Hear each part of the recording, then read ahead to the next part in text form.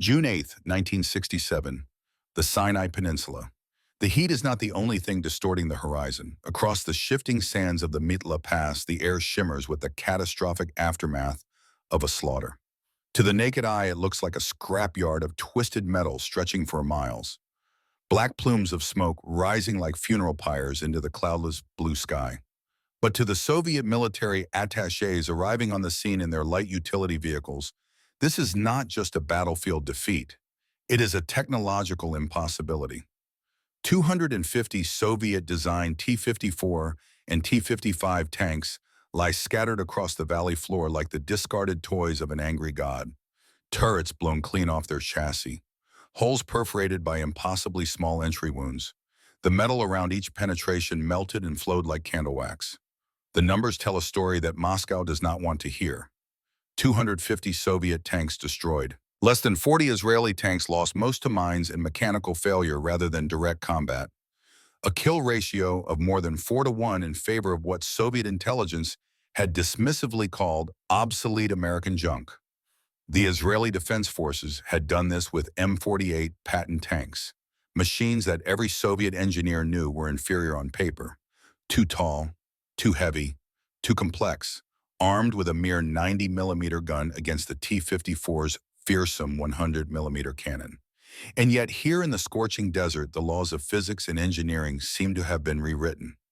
How did a 75-cent piece of copper wire and an $847 mechanical calculator change the outcome of the Six-Day War? How did American engineering philosophy defeat Soviet metallurgical supremacy? And why did it take one man's courage to admit his own mistakes before his nation could learn from this catastrophe? Subscribe to Cold War Impact. We analyze the hidden history of the conflicts that shaped our world. Click the bell to stay briefed on the stories that matter. The man who would unravel this mystery was not at Mitla Pass that June morning. He was 2,500 miles away in Moscow, drinking bitter black tea in his office at the main armored directorate, about to receive a telegram that would destroy everything he had built over 20 years of his professional life. His name was Pavel Andreevich Sokolov. He was 42 years old, and he was about to learn that his greatest achievement was actually his greatest failure. But to understand why Pavel would risk his career, his reputation, and possibly his freedom to investigate what happened at Mitla Pass, we need to go back 24 years. Back to another battlefield. Back to the moment when a young Soviet tank crewman learned a lesson about engineering that would haunt him for decades. July 12, 1943. The Kursk salient, the largest tank battle in human history. 18-year-old Pavel Sokolov sat in the driver's position of a T-34 medium tank, part of the 5th Guards Tank Army's desperate counterattack against the German advance. The summer heat inside the steel hull was suffocating. The smell of diesel fuel, gun smoke, and human sweat formed a nauseating cocktail that made breathing an act of will. Through his narrow vision slit, Pavel could see the rolling wheat fields of the Ukrainian countryside, now churned into muddy chaos by hundreds of tracked vehicles. Artillery shells burst in the distance, creating pillars of black earth that hung in the still air like accusatory fingers pointing at the sky. The radio crackled with frantic Russian voices, commands, warnings. Death screams cut short by static. Pavel's commander, a veteran sergeant named Volkov, spotted the threat first. His voice cut through the internal chaos with the flat calm of a man who has already accepted his death. Tiger, right flank, 1,500 meters. Pavel felt his stomach clench. The German Tiger tank was a monster, a 56-ton killing machine with armor so thick that T-34 shells bounced off like thrown stones. Its 88-millimeter gun could crack open a T-34 from distances that made Soviet return fire useless. Through his slit, Pavel caught a glimpse of the Tiger's angular silhouette hull down behind a low ridge. Only the turret was visible. The long gun barrel tracked smoothly, efficiently, like the head of a predatory snake selecting its victim. The first shot killed Lieutenant Konstantin's T-34 300 meters to Pavel's left. The sound was not an explosion, but a sharp metallic crack like a giant hammer striking an anvil. Pavel saw the turret hatch fly open and a figure emerge, arm wreathed in flames, tumbling into the mud, where it lay still. The second shot killed Sergeant Petrov's tank directly ahead. This time Pavel saw the shell's trajectory, a blur of motion too fast for the human eye to truly follow. only to comprehend after the fact. The T-34 lurched to a halt, smoke pouring from every hatch and vision port. Pavel's hands trembled on the driving levers. His throat was so dry that swallowing hurt. Every instinct screamed at him to reverse, to flee, to do anything except continue driving toward that German gun. Sergeant Volkov's voice remained steady. "Driver hard right. Get us into that depression. Gunner load armor piercing. We are going to flank him." The maneuver saved their lives, but not in the way Volkov intended. As Pavel threw the T-34 into a hard turn, dropping into a slight fold in the ground, the Tiger's third shot passed through the space they had occupied 1 second earlier. The shell's supersonic crack was so loud that Pavel felt it as a physical pressure wave against his chest. They spent the next 3 minutes playing a deadly game of hide-and-seek among the terrain features, using smoke from burning vehicles as concealment, trying to get close enough for their inferior gun to have some chance of penetration. And then luck intervened. Not Soviet skill, not tactical brilliance, just random chance. Another T-34 from a different company managed to strike the Tiger from behind at close range. The German tank's weaker rear armor gave way. Flames erupted from the engine compartment. The hatch opened and German tankers began to evacuate, only to be cut down by machine gun fire from Soviet infantry who had been hiding in nearby trenches. Pavel's T-34 survived that day. Sergeant Volkov did not survive the next week. Of the 12 T-34s in Pavel's company that morning, only 3 remained operational by nightfall. In the debriefing tent that evening, covered in oil and grime and the psychic residue of terror, Pavel asked his new commander a question that would define the rest of his life. Why can the Tiger see us first? Why can they hit at ranges where we cannot even aim accurately? The commander, too exhausted for political correctness, gave him an honest answer. Better optics, better range finding, better gun stabilization. The Germans designed their tanks like precision instruments. We designed ours like tractors. Mass production over refinement. It works because we have more tractors than they have precision instruments. You survived today because 10 other men died. That is Soviet doctrine. Pavel never forgot that answer. More importantly, he never forgot the feeling of helplessness as those 2 T-34s died because the enemy saw first aimed, first shot first. Superior engineering had killed his comrades as surely as the shells themselves. That night, lying in a muddy trench under a sky illuminated by distant fires, 19-year-old Pavel Sokolov made a silent promise to himself. If he survived this war, if he lived to see peace, he would dedicate himself to ensuring that Soviet tanks never again sent men into battle with inferior tools. He would make certain that future Soviet tankers would have every advantage that engineering could provide. They would not rely on luck or numerical superiority. They would win through technological excellence. This promise was born from idealism, from youth, from the genuine patriotic desire to protect his countrymen. Pavel could not know then that this same promise, this same dedication, would lead him 20 years later to design flaws that would kill thousands of the very men he was trying to protect. The road to catastrophe, they say, is paved with good intentions. Pavel's road began in the wheat fields of Kursk and ended in the desert sands of Sinai, 1946. The war was over. Pavel Sokolov, now 21 years old, demobilized from the Red Army with the rank of junior sergeant and a chest full of medals he never wore.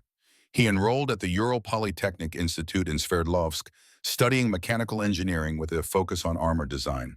The Soviet Union was rebuilding. Cities lay in ruins, 27 million dead.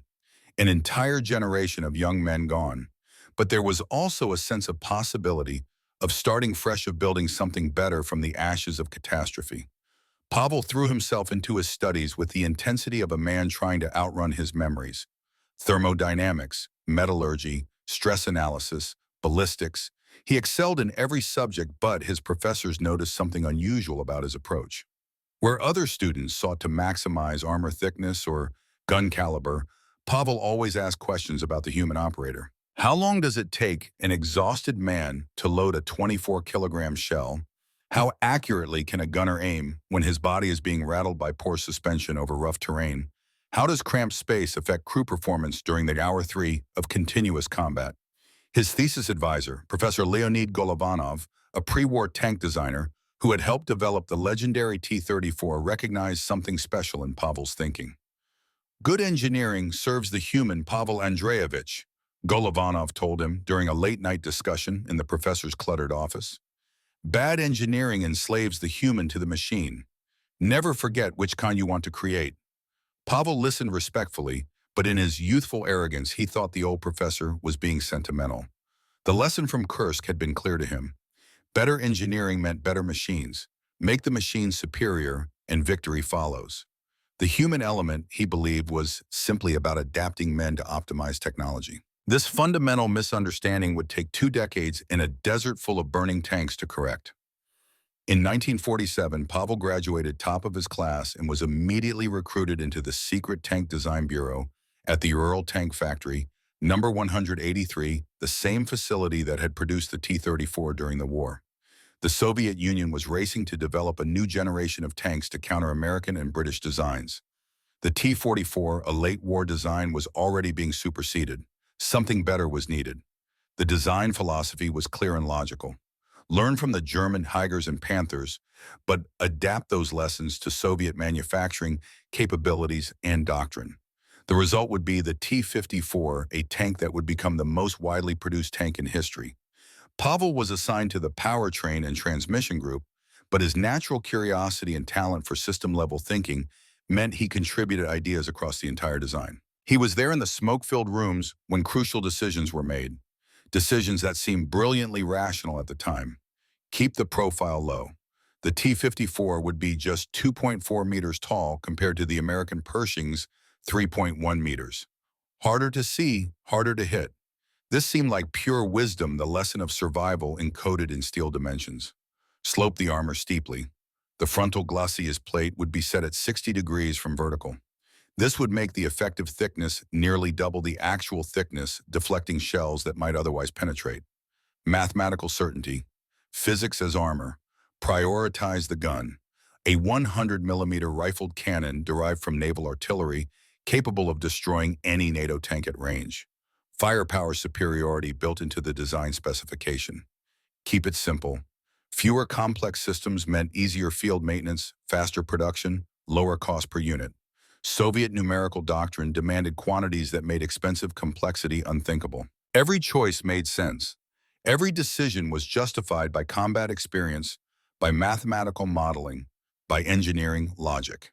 And Pavel, young and brilliant and eager to prove himself, contributed enthusiastically to this philosophy. He helped optimize the transmission for that low profile. He calculated the weight distribution to accommodate that steeply sloped armor. He took pride in every compromise that made the tank smaller, simpler, more producible. In 1949, the first T-54s rolled off the production line. Pavel was 24 years old and stood among the engineers watching those dark green machines rumble past during the October Revolution Day parade in Moscow. His chest swelled with pride. This was his contribution to Soviet defense. This would protect future generations of tankers from the fate that nearly claimed him at Kursk. The T-54 was everything Soviet doctrine demanded: low, powerful, simple, cheap enough to produce by the thousands. It was by every measure that Soviet military science considered important the perfect tank. And it was, for 1949. For the world as Soviet planners understood it then. But the world was already changing in ways that would make those 1949 assumptions catastrophically wrong. The years passed. Pavel rose through the ranks of Soviet tank development. Marriage to Marina, a schoolteacher from Moscow in 1952, the birth of their son, Alexei, in 1948, a comfortable apartment in a new building reserved for defense industry workers, respect from colleagues, recognition from superiors. By 1960, Pavel had reached the rank of lieutenant colonel and held a senior position in the main armored directorate, the GAB-TU, responsible for analyzing combat performance and recommending improvements. The T-54 and its upgraded variant, the T-55, had become the backbone of the Soviet tank force and had been exported to dozens of allied nations: Egypt, Syria, Iraq, North Korea, Cuba. Anywhere the Soviet sphere of influence extended, T-54s followed. Pavel authored papers on tank tactics. He reviewed after-action reports from Korea, where North Korean T-34s had fought American Pershings and Pattons. He participated in evaluation trials at the Kubinka Proving Grounds, where captured NATO vehicles were tested against Soviet designs. And quietly in reports that were read but not acted upon, he began to notice patterns that troubled him. In 1953, he had written a memo suggesting that the T-54's gun depression, its ability to aim downward, was insufficient for combat in mountainous or urban terrain. The gun could depress only 4 degrees below horizontal, a limitation imposed by the low turret roof that everyone was so proud of.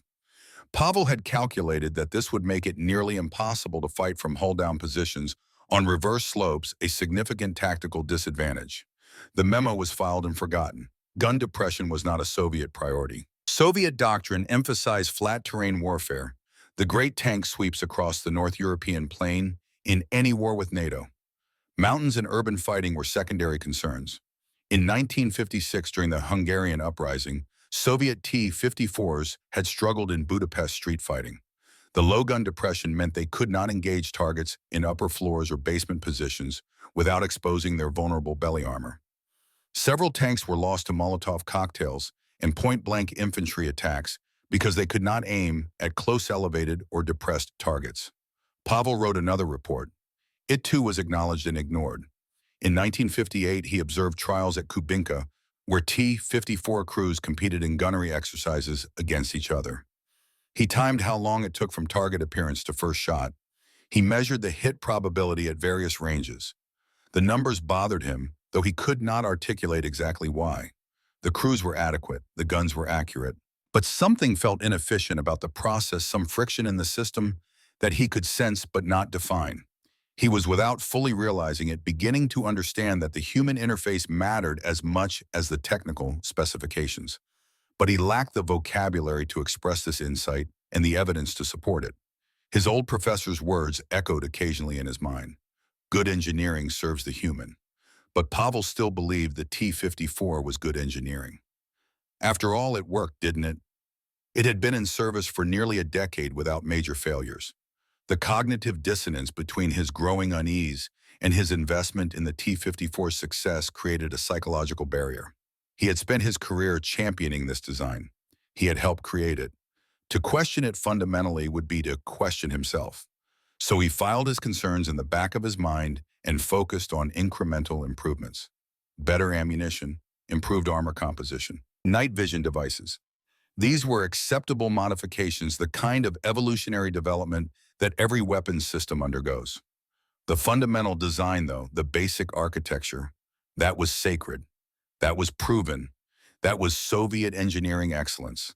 And then came 1967, and everything Pavel believed was about to be tested against reality in a way that would shatter his professional identity and force him to choose between his ego and his conscience. June 9, 1967. Moscow, GWWII headquarters, 8:15 in the morning. Pavel Sokolov sat at his desk reading the overnight cable traffic from the Middle East. The Six-Day War had begun 3 days earlier with Israeli preemptive strikes against Egyptian airfields. The news was catastrophic. The Egyptian Air Force had been destroyed on the ground. Israeli armored columns were racing across the Sinai Peninsula. Syrian positions on the Golan Heights were under assault. But these strategic disasters, bad as they were, fell under someone else's portfolio. Pavel's concern was narrower and more technical. He was responsible for analyzing the performance of Soviet armored vehicles in combat, and the preliminary reports filtering in from Soviet military advisors on the ground were confusing. The first cable had arrived the previous evening. Egyptian 4th Armored Division reporting heavy casualties. Details unclear. Communications disrupted. More to follow. The morning brought more cables, each one adding fragments to a picture that made no sense. 103rd Tank Brigade. 42 T-55 tanks destroyed. Exact circumstances unknown. Israeli armor suspected. 15th Armored Division. Engaged Israeli forces near Mitla Pass. Lost contact with multiple companies. Survivors reporting catastrophic losses. And then, at 8:47 a.m., the cable that made Pavel's hands shake as he read it. From Soviet Advisory Team Cairo to GWWII Moscow. Eyes only. Classification most secret. Initial battlefield assessment suggests systemic failure of T-54 and T-55 tanks in engagement with Israeli M48 Patton forces. Casualty ratios far exceed predictable parameters. Impossible penetrations observed on frontal armor. Request immediate technical investigation team. Assessment critical. Pavel read it 3 times. Each time his confusion deepened. Systemic failure, not crew error, not tactical mistakes. Systemic failure of the tanks themselves. Impossible penetrations. The T-54's frontal armor was 100 millimeters of steel at 60 degrees. The effective thickness was nearly 200 millimeters. The American M48's 90 millimeter gun should not be able to penetrate that armor, especially not reliably enough to cause catastrophic casualties. Far exceed predictable parameters. This was bureaucratic language for something that should not be happening. Pavel pulled out his reference files on the M48 Patton. He had studied this tank extensively. Soviet intelligence had provided detailed reports. The M48 was by Soviet analysis an inferior design. Too tall at over 3 meters, making it an easy target. Gasoline-powered rather than diesel, creating a fire hazard. That 90 millimeter gun was considered obsolete compared to the T-54's 100 millimeter cannon. The armor was cast steel decent quality, but not as effective as Soviet rolled and welded plate. On paper, in every category, that Soviet doctrine valued the T-54 was superior. And yet somehow in actual combat, T-54s were dying in numbers that suggested the paper analysis was fundamentally wrong about something important. Pavel felt a sensation he had not experienced since that day at Kursk in 1943. The cold realization that the machine you are trusting with your life has a flaw you did not anticipate. That the equations you solve so carefully in the quiet of the design bureau do not account for some variable that only reveals itself when real shells start flying. His office door opened without a knock. General Semyon Bogdanov, commander of GOB-2, entered with an expression that Pavel had never seen on the general's normally composed face. Bogdanov looked like a man who had just discovered his house was built on sand. Sokolov, conference room, now. Bring everything we have on the M48 in the Mitla Pass engagement. The conference room was already crowded when Pavel arrived. 12 senior officers, representatives from the Defense Ministry, intelligence officers from the GRU, and several civilian engineers from the design bureaus. The air was thick with cigarette smoke and tension. General Bogdanov stood at the head of the table, illuminated by the harsh light of overhead fixtures that cast deep shadows across his weathered face. Behind him, a large map of the Sinai Peninsula was marked with red symbols indicating known Egyptian positions and blue symbols for Israeli forces. The map was dominated by red, but the red was crossed through with black marks. Destroyed units, overrun positions. Bogdanov's voice was flat, drained of emotion, which made his words even more disturbing. Gentlemen, what I am about to tell you is classified at the highest level. Nothing discussed in this room leaves this room without my personal authorization. Is that understood? Affirmative murmurs around the table. Pavel felt his pulse accelerate. As of 0600 hours this morning, our advisory team in Egypt reports the following casualty figures for Soviet-supplied armor in the Sinai theater. 900 T-54s and T-55 tanks deployed. Approximately 700 destroyed, damaged, or captured. That is a 78% loss rate in 4 days of combat. Silence. The kind of silence that follows the announcement of a death in the family. Israeli losses are estimated at less than 60 tanks. The kill ratio is approximately 4-1 in favor of Israeli forces. This ratio holds across multiple engagements in different terrain types, suggesting it is not a tactical or geographic fluke, but something systemic. Someone a Colonel Pavel did not recognize spoke up. With respect, General, could this not be attributed to the quality of the Egyptian crew's training deficiencies? Poor maintenance. Bogdanov's response was cutting. Our advisors trained those crews personally. The Egyptians have been operating T-54s for 10 years. Maintenance logs show the vehicles were in acceptable condition. No, Colonel, this is not about the Arabs being incompetent, though I am sure that convenient excuse will be popular in some circles. Something else is happening. He turned to face the map, and when he spoke again, his voice carried a note of something that might have been fear. One of our advisors, a Major Viktor Petrov, was at Mitla Pass yesterday conducting damage assessment. He sent photographs. Prepare yourselves. The lights dimmed. A projector clicked on, throwing a grainy black and white image onto the screen beside the map. A T-54 tank, its turret blown clean off the hull, lying 15 meters away like a discarded hat. The hull itself showed a single penetration on the frontal glacis, the heavily sloped armor that was supposed to be impervious to anything short of a direct hit from artillery. Click. Another image. A T-55 with a neat circular hole in its side armor. The metal around the hole looked melted, flowed as if it had been liquid rather than solid steel. Click. A third image, this one more disturbing because of what it showed. 3 T-54s positioned hull down behind a ridgeline, exactly as Soviet doctrine prescribed for defensive fighting. All three destroyed. The photograph was taken from the ridge they had been defending, looking back toward Israeli positions. Pavel immediately noticed the geometry. The Israeli guns would have been firing upward from lower ground at targets that were partially concealed. This should have been an ideal defensive position for the T-54s. Low-profile hull down, shooting down at exposed attackers. And yet all three were killed. The lights came back on. Bogdanov's eyes swept the room, landing on Pavel. Colonel Sokolov, you are our expert on comparative armor analysis. Explain to me how a 90mm American gun penetrates 200mm equivalent of sloped Soviet armor. Explain it in a way that does not require me to believe in magic. Pavel's mind raced through the possibilities. His mouth was dry. Every engineer in the room was looking at him, waiting for the answer that would make this nightmare make sense. General, there are several theoretical possibilities. The Americans could have developed new ammunition we are unaware of, improved penetrators, sub-caliber rounds with better ballistics. However, our intelligence on American ammunition development has been generally reliable. What else?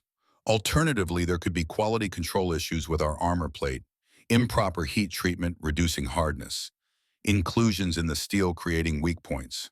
But this would have to affect hundreds of tanks to explain these numbers. Our metallurgy is sound. Pavel hesitated, then continued. There is a third possibility. The penetrations may not be kinetic at all. They could be chemical energy rounds, shaped charges, heat rounds. One of the intelligence officers, AGRU, Colonel, shook his head. Our assessment is that American heat technology is unreliable. The fuses are too sensitive.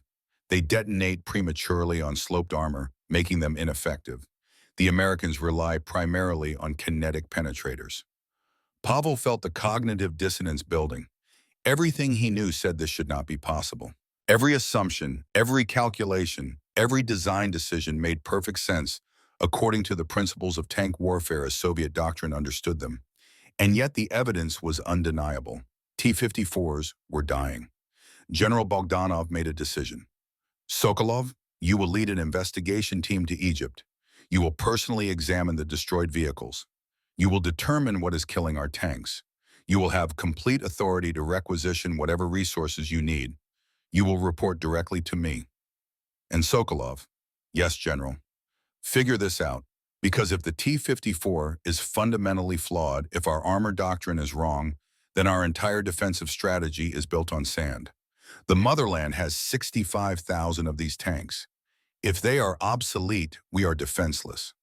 The weight of that statement settled on Pavel's shoulders like a physical burden. His life's work, 20 years of dedication, the tank he had helped design, the machine he had believed would protect Soviet soldiers, potentially catastrophically lethally flawed. And there was something else, something personal that Pavel had not shared with anyone in that room. His son, Alexei, 19 years old, was currently a cadet at the Kazan Higher Tank Command School. In 6 months, Alexei would graduate and be assigned to a tank unit as a junior officer. He would command a T-55 or its successor. He would trust his life to the engineering that Pavel had helped create. If there was a flaw, if the T-54 design was wrong in some fundamental way, then Pavel's own son would eventually sit in a steel coffin of his father's making. That night, Pavel sat alone in his apartment long after Marina and Alexei had gone to bed. He pulled out his old war notebook from 1943, a battered journal he had kept during the battles around Kursk. He had not opened it in years. On one page, written in the pencil scrawl of his 18-year-old self, he found an entry dated July 13th, 1943, the day after the Tiger engagement. I watched 2 T-34s die today because the enemy saw first and shot first. If I survive this war, I will make sure Soviet tanks are never inferior again. I will make them the best in the world. I promise. Pavel stared at those words for a long time. The promise of a traumatized teenager written in the euphoria of having survived when others had not. A promise that had shaped his entire career. Now, 24 years later, he had to face the possibility that he had failed to keep that promise. Worse, he might have created the very inferiority he had sworn to eliminate. He thought about Professor Golovanov's words from all those years ago. Good engineering serves the human. Had he served the human? Or had he served his own pride, his own assumptions, his own unquestioned belief in Soviet technical superiority? Pavel made a decision that night.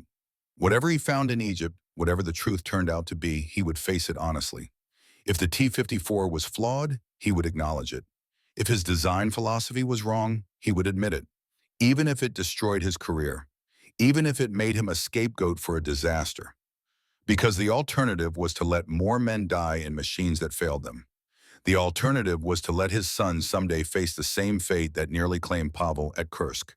He could not live with that. On June 15, 1967, Colonel Pavel Andreevich Sokolov boarded a military transport flight to Cairo. He carried with him precise measuring instruments, cameras, metallurgical testing equipment, and the weight of a promise made in the mud of Kursk. He did not know it yet, but he was about to discover that the secret to American success was not hidden in exotic metals or revolutionary guns. It was hidden in something far more mundane and far more devastating to Soviet pride.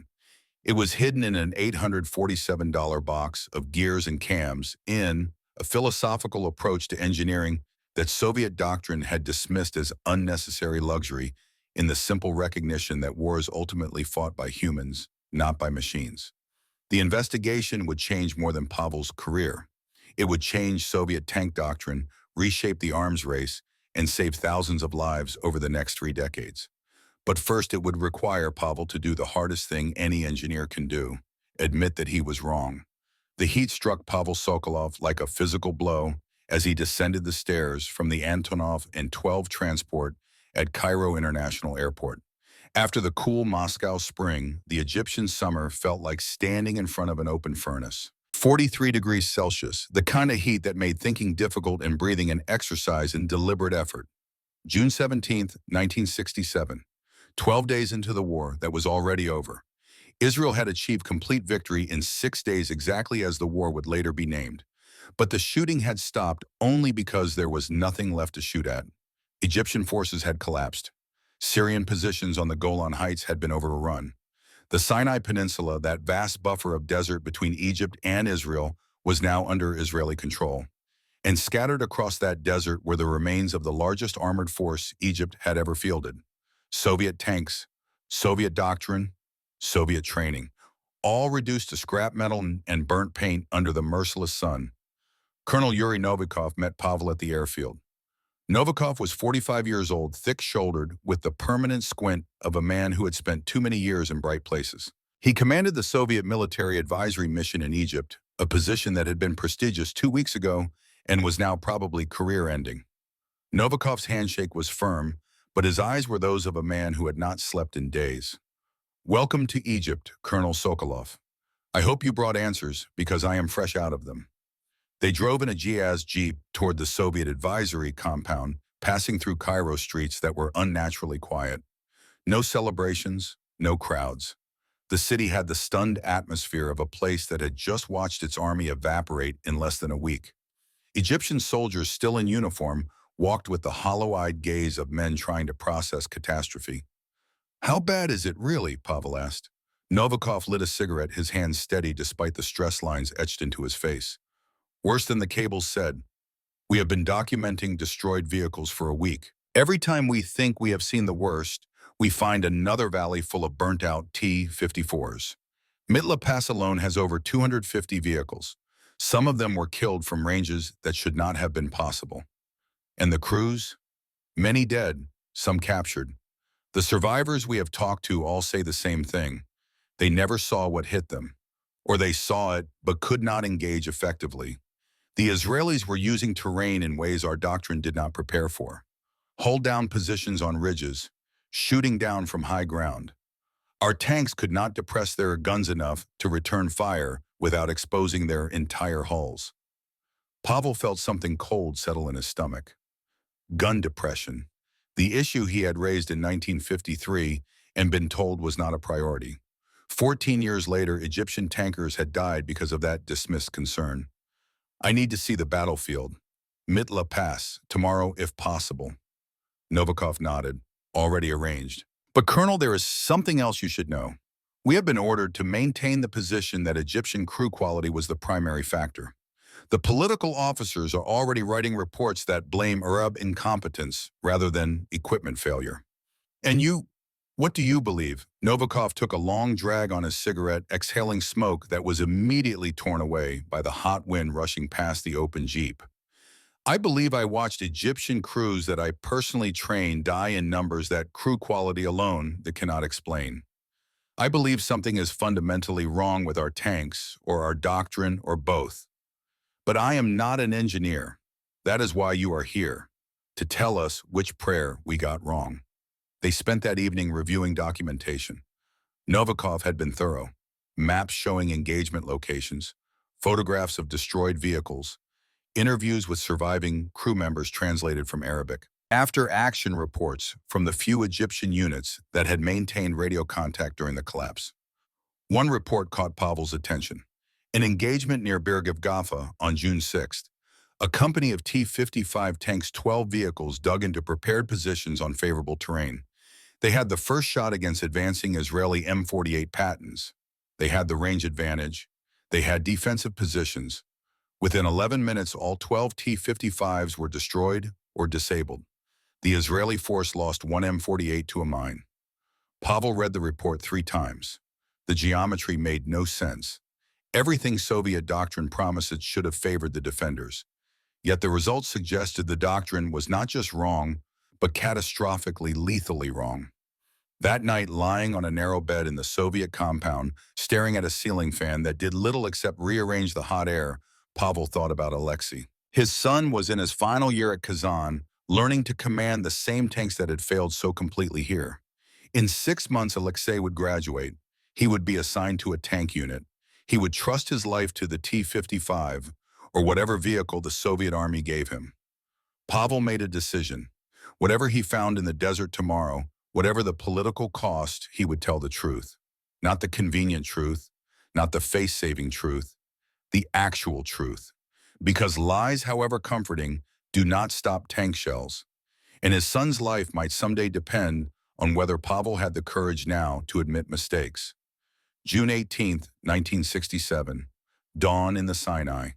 The convoy of 3 UAZ jeeps left Cairo at 0500 hours, while the sky was still dark enough that stars were visible. Pavel rode in the lead vehicle with Novikov and a photographer named Sergeant Markov. The other 2 jeeps carried metallurgists, a ballistics expert, and security personnel in case they encountered remnants of Egyptian or Israeli forces. They drove east on the road to Suez, then turned north toward the Mitla Pass. As the sun rose, Pavel got his first real view of the Sinai. Endless rolling desert, rocky hills, wadis cutting through the landscape like scars, occasional patches of scrub vegetation clinging to life in the hostile environment, and everywhere the detritus of war, abandoned equipment, burnt-out trucks, personal items scattered along the roadside dropped by soldiers in panicked retreat, boots, canteens, helmets, the archaeology of defeat. They reached the approaches to Mitla Pass at 7:30. Novikov slowed the lead jeep pointed ahead.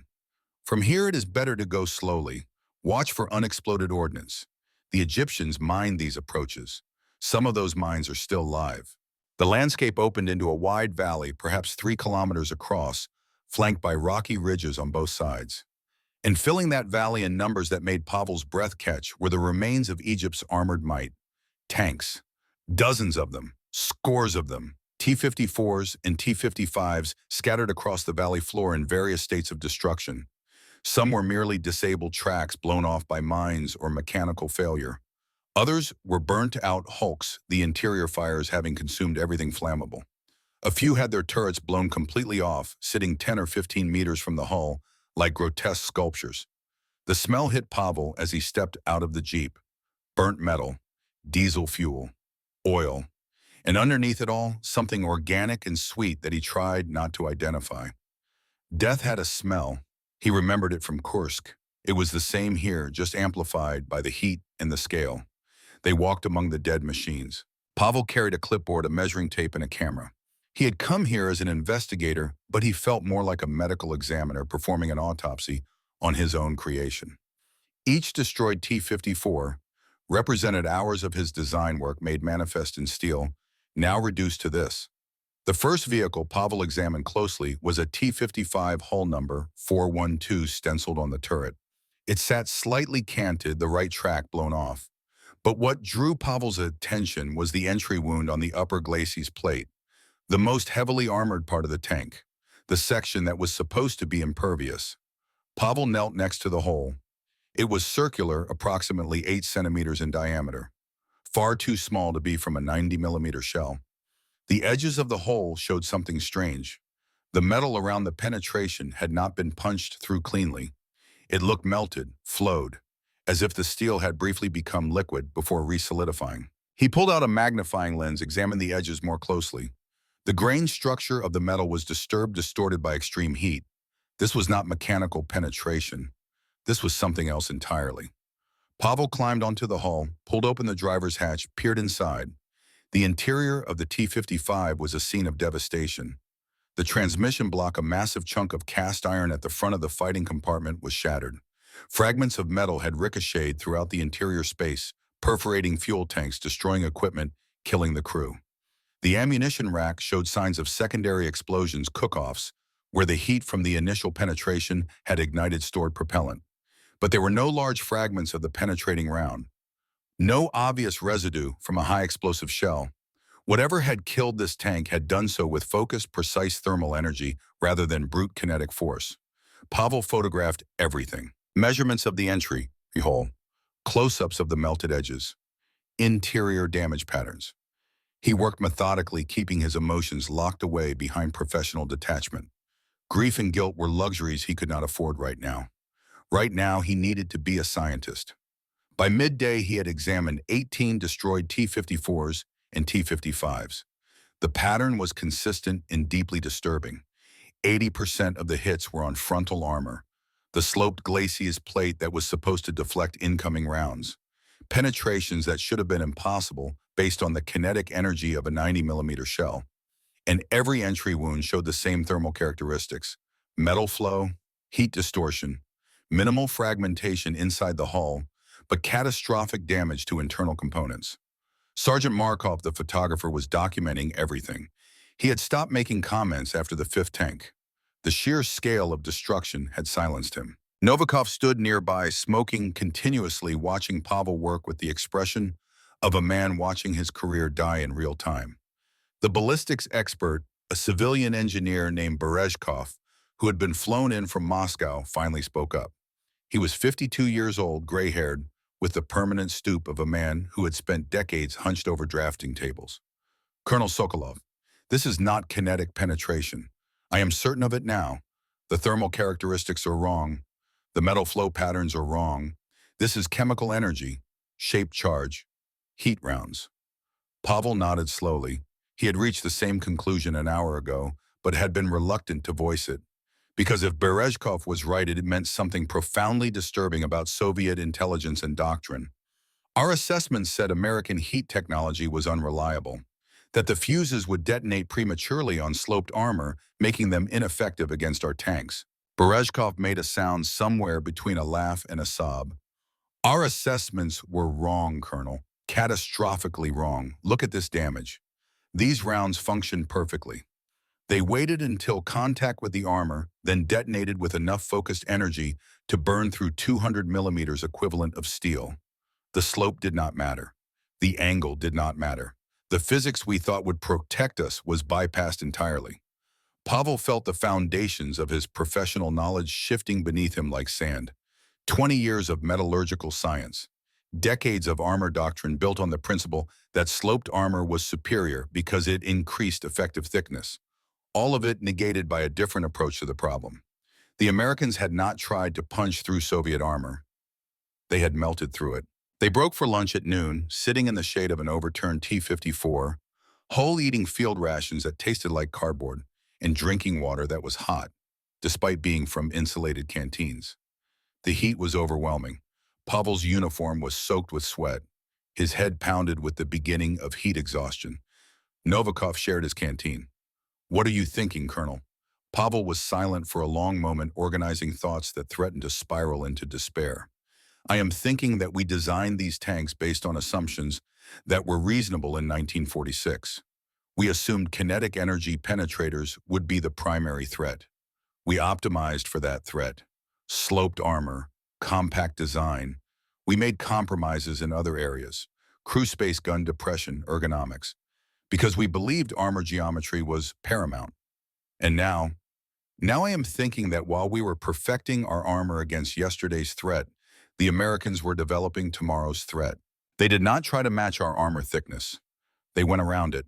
Chemical energy, Monroe effect, shaped charges, technology that makes armor angle irrelevant." Berezhkov interrupted. "There is more, Colonel. Look at the tactical situation. Many of these tanks were in hull-down positions when they were killed. You can tell by the orientation, by where the penetrations are, by the lack of damage to the lower hull. They were behind cover. Only the turret and upper glacis were exposed. That is correct positioning according to doctrine. Yes, but look at the geometry. These tanks were killed by fire from lower elevation. The enemy was shooting upward. Our tanks could not depress their guns enough to return fire without driving over the crest and exposing their entire hull. They were trapped, protected by cover that prevented them from fighting back." The full horror of it settled on Pavel. The T-54's low silhouette, the feature everyone was so proud of, had created a fatal limitation. The gun could not depress below 4 degrees. In any situation where the tank needed to fire downward from high ground or engage targets at close range with vertical separation, it was blind, helpless. Soviet doctrine had prepared for tank combat on the North European plain. Flat terrain, long sight lines, but the real world had mountains, ridges, valleys, urban environments. And in all of those environments, the T-54's limited gun depressions was a death sentence. Pavel stood up, walked to the edge of the valley, looked up at the ridge line to the west. He could see tire tracks in the sand. Israeli forces had positioned on those ridges, looking down into the valley. They had height advantage, clear sight lines, and the ability to engage from hull-down positions that Soviet tanks could not match. It was not even a fair fight. It was target practice. That afternoon, they interviewed survivors. The Egyptian command had provided 3 tankers who had been at Mitla Pass and lived to tell about it. They met at a field hospital where the wounded were being treated. The men were young in their 20s, with the hollow eyes of people who had seen something that broke their understanding of how the world worked. The translator was a Soviet advisor who spoke fluent Arabic. Pavel asked questions. The Egyptians answered haltingly, reliving trauma they were trying to forget. Lieutenant Mahmoud Hassan had been a T-55 commander, 26 years old, married, father of 2 children. He sat on a hospital cot with bandages covering burns on his arms and face. Through the translator, he told his story. "We were in position at dawn, good position, behind sand dunes. We could see the approaches. Our company commander said we would hold here, that the Israelis would have to come through this valley to reach the pass. We would destroy them as they advanced. What happened when the Israelis arrived? We never saw them arrive. We heard engines, then suddenly there were explosions. Tanks to my right and left were being hit. I looked for targets, but could not see the enemy vehicles. They were somewhere on the hills behind the ridges. Only their turrets were showing. Did you engage them? We tried. Our gunner tried to aim at them, but the gun would not go low enough. We had to drive forward over the dune to get an angle. As soon as we crested the dune, we were hit. I saw a flash. Something punched through the front of the tank. Then there was fire everywhere. I do not remember getting out." The other 2 survivors told essentially the same story. Ambushed by an enemy they could not see. Unable to return fire without exposing themselves. Killed within seconds of trying to engage. One detail recurred in all 3 accounts. The time between target identification and being hit was never more than 15 seconds, often less than 10. The Israeli crews were achieving impossibly fast engagement times. Spot aim, fire hit, all in the span of a few heartbeats. That evening back at the Soviet compound, Pavel sat alone in a briefing room with his notes spread across a table. The data was damning. 3 primary failures. First, the armor philosophy was obsolete. Chemical energy rounds bypassed the sloped armor advantage entirely. 20 years of metallurgical optimization rendered meaningless by a different approach to the physics of penetration. Second, the gun depression limitation was crippling in any terrain that was not perfectly flat. The low profile that made the tank harder to hit also made it unable to fight from superior positions, a fatal compromise. Third, and this one troubled Pavel most deeply, because the data was less concrete but the pattern was undeniable. The Israeli crews were simply faster. From target acquisition to first shot, they were achieving times that should not be possible with optical range finding and manual gun laying. Something about the American fire control system was giving them a critical advantage in engagement speed. But what Pavel did not have an intact M48 to examine. Israeli forces had recovered their damaged vehicles. All he had were the impacts, the results, the evidence of superiority, without access to the mechanism that produced it. He thought about the engagement times, 10 to 15 seconds. Soviet doctrine assumed that T-54 crews needed about 20 seconds for first shot against an unexpected target. Spot range, estimate, manual elevation adjustment, aim fire. 20 seconds was considered good performance. But if the enemy was consistently achieving first shot in 10 to 12 seconds, they had an 8-second advantage. In tank combat, 8 seconds might as well be 8 minutes. The side that shoots first usually wins. Getting off 2 aimed shots before your opponent fires once was not just an advantage, it was dominance. The door opened. Novikov entered carrying 2 glasses and a bottle of vodka. He poured without asking, slid 1 glass across the table to Pavel. "You look like a man who has seen too much truth for one day." Pavel accepted the glass, drank. The vodka burned going down, but the warmth was welcome after the mental cold of his conclusions. "I need to get my hands on an M48, an intact one. I need to understand how they are achieving these engagement times. There is something in their fire control system that we are missing." Novikov refilled both glasses. "That might be difficult. The Israelis are not going to just give us one of their tanks. What about the Syrians, the Golan Heights? There were tank battles there too. Perhaps they captured something." "Perhaps. I can make inquiries." "But Colonel, what are you going to tell Moscow? General Bogdanov is expecting a report." Pavel was silent for a long time, staring at the vodka in his glass as if it might contain answers. Finally he spoke, and his voice was quiet but absolutely certain. "I'm going to tell him the truth, that the T-54 has fundamental design flaws that make it inferior to the M48 in actual combat conditions, that our doctrine is based on assumptions that are no longer valid, that we need to completely rethink our approach to tank design." That will not be a popular message. I do not care about being popular. I care about not sending more men to die in tanks that cannot protect them. Somewhere in the Soviet Union right now, there are 20,000 young men learning to operate T-55s. They are being told these machines are the best in the world. They are being told Soviet engineering is superior. They are being lied to, and some of them will die because of those lies. Pavel thought about Alexei, learning tank warfare at Kazan, trusting the doctrine, believing the promises. 6 months from now, he would be a lieutenant. He would command a T-55. His life would depend on whether Pavel had the courage to tell the truth now. "I need to write a report tonight. I need to send it to Moscow tomorrow. And Novikov, I need you to help me do something that will probably get us both in trouble." "What?" "I need you to find me a way to test a T-55 against an M48. Not in combat, in a controlled environment. I need to document with the cameras and witnesses exactly what happens when these 2 tanks face each other with equally trained crews. I need proof that is so undeniable that even the most stubborn general cannot ignore it." Novikov poured again, raised his glass. "To truth, then, even when it hurts." They drank. Outside, the Egyptian night was hot and still. Somewhere in that darkness, across the Sinai, across the Suez Canal, Israeli tankers were probably celebrating their victory, probably believing they had won because of superior training or courage or divine favor. They had won because of superior engineering, because someone somewhere in America had understood something that Soviet designers had missed, that the tank was not just a weapon platform, that the crew was not just there to operate the machine, that the relationship between human and machine mattered as much as the specifications of the machine itself. Pavel would spend the next several weeks proving this thesis. He would uncover the secret of the M48's fire control system.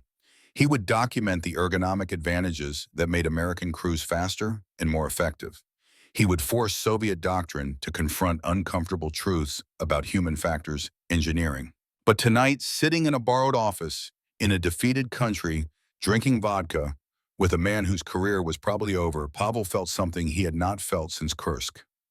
The cold certainty that everything he thought he knew was wrong, and the heavier burden of knowing that admitting it was the only path forward. June 20th, 1967. The breakthrough came from an unexpected source. Syrian military intelligence reported that during the fighting on the Golan Heights, they had immobilized 3 Israeli M48 Patton tanks with mines. The vehicles had been abandoned when Israeli forces withdrew from an exposed position. Syrian engineers had attached cables and towed all 3 back behind their own lines before the Israelis could recover them. One M48 was intact, engine damage from the mine track thrown off, but the turret and fire control systems were undamaged and functional. Novikov got the message at 0800 hours and immediately informed Pavel. By 1400, Pavel was on a military transport heading to Damascus. He did not ask for permission from Moscow. Time wasted on bureaucratic authorization was time that might allow someone to decide this investigation was politically inconvenient. Better to act first and apologize later if necessary. Damascus in late June was only slightly less hot than Cairo, but the atmosphere was different. Syria had not collapsed as completely as Egypt. They had lost the Golan Heights, but their army remained somewhat intact. There was anger here rather than the stunned defeat Pavel had seen in Egyptian faces. The captured M48 was being held at a Syrian military base 30 kilometers south of Damascus. Pavel arrived with Berezhkov and 2 other engineers from his team. The Syrian officer in charge, a colonel named Al-Masri, was cooperative. He understood that Soviet advisors were trying to figure out why their tanks had failed. This was in Syria's interest as much as the Soviet Union's. The M48 sat in a maintenance hangar, looking oddly out of place. It was larger than Pavel expected, 3.1 meters tall compared to the T-54's 2.4. The extra height gave it an ungainly appearance, top-heavy, like it might tip over in a hard turn. The armor was cast steel smooth curves rather than the angular welded plates of Soviet design. The turret was bulbous, containing more internal volume than the cramped T-54 turret. On paper, this tank should be inferior. Larger target, heavier, more complex. But Pavel was learning to distrust paper assessments. He climbed onto the hull, pulled open the commander's hatch, lowered himself inside. The first thing that struck him was the space. Pavel was not a large man, 1.75 meter average build, and inside a T-54 turret, he always felt cramped. 3 men squeezed into a volume designed for efficiency rather than comfort. Inside the M48, he could stand almost upright in the turret basket. The commander's station had a proper seat that could rotate independently of the turret, vision blocks providing 360-degree observation, controls within easy reach, logically positioned. The gunner's station was even more revealing. Pavel squeezed into the gunner's seat, looked through the primary sight, and stopped breathing. This was not a simple telescopic sight like the TSH-222 used in Soviet tanks. This was something far more sophisticated. 2 eyepieces like a pair of binoculars, but connected to a complex optical mechanism that ran the width of the turret. Pavel had read intelligence reports about American stereoscopic rangefinders, but seeing one in person was different than reading descriptions. He looked through the eyepieces, saw a double image of the far wall of the hangar. 2 identical pictures, slightly offset from each other. There was a knob to his right. He turned it experimentally. The 2 images began to move together. Slowly, carefully, he rotated the knob until the 2 images merged into one. Click, a mechanical sound satisfying in its precision. At that moment, Pavel understood. This was not a guessing device. This was a measuring instrument. The human eye can judge distance to perhaps 500 meters based on binocular parallax, the slight difference in the image seen by each eye. But the M48's rangefinder had two optical paths separated by 1.2 meters far wider than human eyes. This artificial separation created enough parallax to measure distance accurately out to 3,000 meters. When the gunner merged the two images, he was directly inputting the target's range into the fire control system. No estimation, no mental calculation, pure measurement. Pavel called up Berezhkov. "Get in here, you need to see this." Over the next hour, they explored the fire control system like archaeologists uncovering a lost city. The rangefinder was connected to a mechanical device mounted below the turret. They carefully removed an access panel to examine it. The M1301 ballistic computer was a masterpiece of mechanical engineering. Gears, cams, shafts, all precisely machined and assembled. It was heavy, perhaps 32 kilograms, taking up space that Soviet designers would have considered wasted. But its function became clear as they traced the mechanical linkages. The rangefinder input the distance. Other mechanical inputs accounted for barrel temperature, ammunition type, cant angle of the vehicle, even barometric pressure. The computer, through its precisely cut cams and gears, automatically adjusted the gun elevation to the mathematically correct angle for the given range. The gunner did not calculate. He did not estimate. He simply merged the images in the rangefinder, and the computer did the trigonometry. Pure physics, pure mathematics. No human error in the ballistic calculation. Berezhkov traced the mechanical linkages with his finger, following the transmission of data from rangefinder through computer to gun elevation mechanism. He looked like a man witnessing a religious revelation. They automated the mathematics. The gunner's entire job is reduced to identifying the target and pulling the trigger.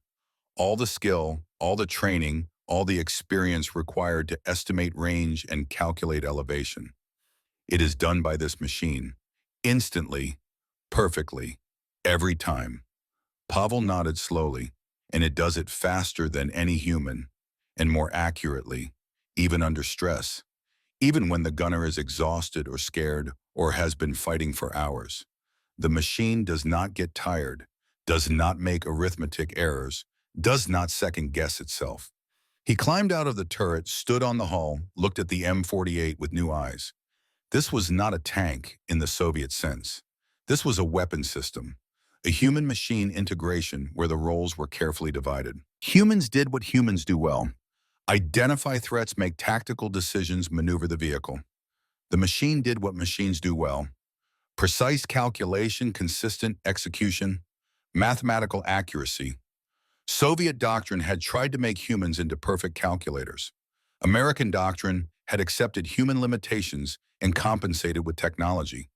The result was that average American crews could perform at the level of expert Soviet crews, and expert American crews were simply better than anything Soviet training could produce because they had a system that amplified their abilities rather than burdening them with tasks machines could do better. That evening, they conducted an experiment. They positioned the captured M48 in a firing position aimed at a target board placed 1,800 meters away. Pavel recruited a Syrian tank crew who had never operated an M48 before. Through a translator, he gave them basic instruction on the controls: how to traverse the turret, how to use the rangefinder, how to identify when the ballistic computer had set the elevation. Then he timed them from target identification to ready to fire. First attempt with the crew fumbling with unfamiliar controls, 18 seconds. Second attempt, now that they understood the basic procedure, 14 seconds. Third attempt, 12.6 seconds.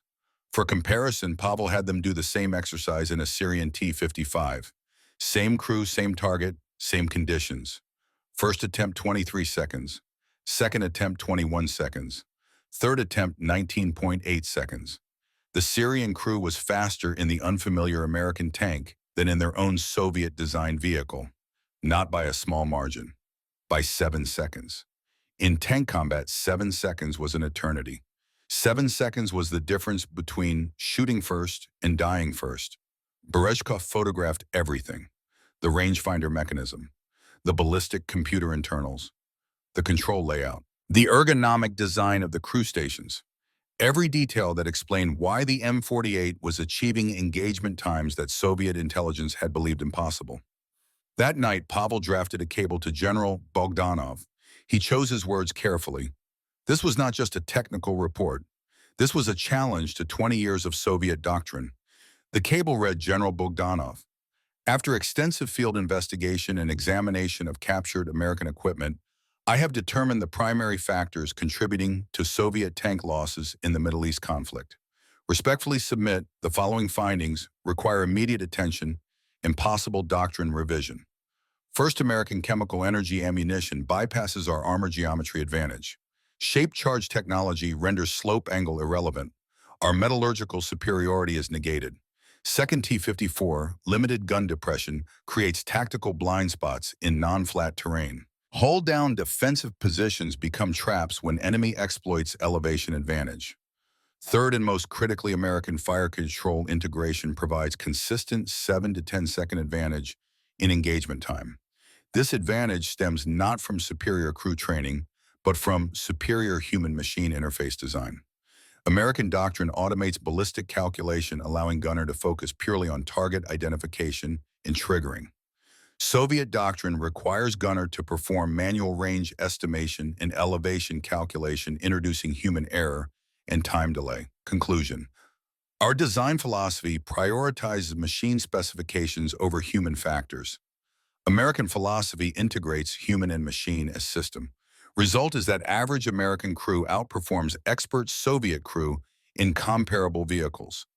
Recommend immediate authorization for comprehensive testing. Request permission to conduct live fire comparison between T-55 and M48 at Kubinka with identical crew training standards. Evidence suggests systemic revision of tank doctrine may be necessary. Respectfully, Colonel P. A. Sokolov. Pavel read the cable 3 times before sending it. Each word was a small betrayal of everything he had believed for 2 decades.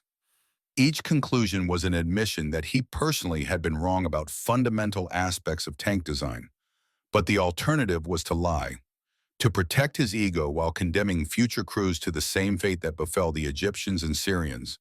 To prioritize his career over the lives of men like his son, he encrypted the cable and sent it at 0200 hours Damascus time. Then he went to his quarters and did not sleep. He lay in darkness thinking about Kursk, about the tiger that had killed his friends, about the promise he had made to himself in 1943. He had promised to make Soviet tanks superior. He had tried. He had dedicated his career to that goal, and he had failed because he had been asking the wrong question. The question was not how to make the machine superior. The question was how to make the combined system of human and machine superior. Americans had understood this, Soviets had not, and that difference, that fundamental philosophical gap, had killed thousands of men. June 22, 1967. Moscow time, 1400 hours. Pavel received General Bogdanov's response. Report received. Findings disturbing, but analysis appears sound. Your request for comparative testing approved with following conditions. Test will be conducted at Kubinka under controlled observation. You will personally supervise. Defense Ministry representatives will attend. Classification highest level. Prepare for immediate return to Moscow. Additionally, be advised your conclusions have created significant controversy. Some quarters view your analysis as defeatist or pro-Western. Recommend you prepare comprehensive defense of findings. Your career may depend on next 3 weeks. Bogdanov had forwarded Pavel's cable to Defense Minister Andrei Grechko with a cover memo that Pavel would learn about later. Urgent, systemic failure confirmed. Recommend highest level review. The politics had begun. General S.K. Bogdanov, G.A.B. T.U. Pavel smiled grimly. His career, 20 years of work, promotions, respect, recognition, all potentially about to be sacrificed on the altar of honesty. But Alexei was alive, somewhere in Russia, learning to be a tank officer, trusting that his father's generation had built weapons worthy of that trust. If Pavel stayed silent now, if he protected his career at the expense of truth, then he was condemning his son and thousands like him to fight in machines that would fail them. The choice was not difficult. It just hurt. He began preparing for the most important test of his life, not a test of tanks, a test of whether Soviet institutions could handle truth even when it was uncomfortable, whether engineering could triumph over politics, whether one man's integrity could move a system designed to resist change. In 3 weeks at the Kubinka Proving Grounds outside Moscow, Pavel Sokolov would stand in an observation bunker and watch an American tank outperform a Soviet tank in front of 30 generals and government officials.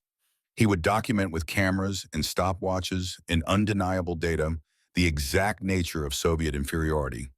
And then he would see if truth was enough, or if, like so many inconvenient truths in Soviet history, it would simply be buried and forgotten while young men continued to die.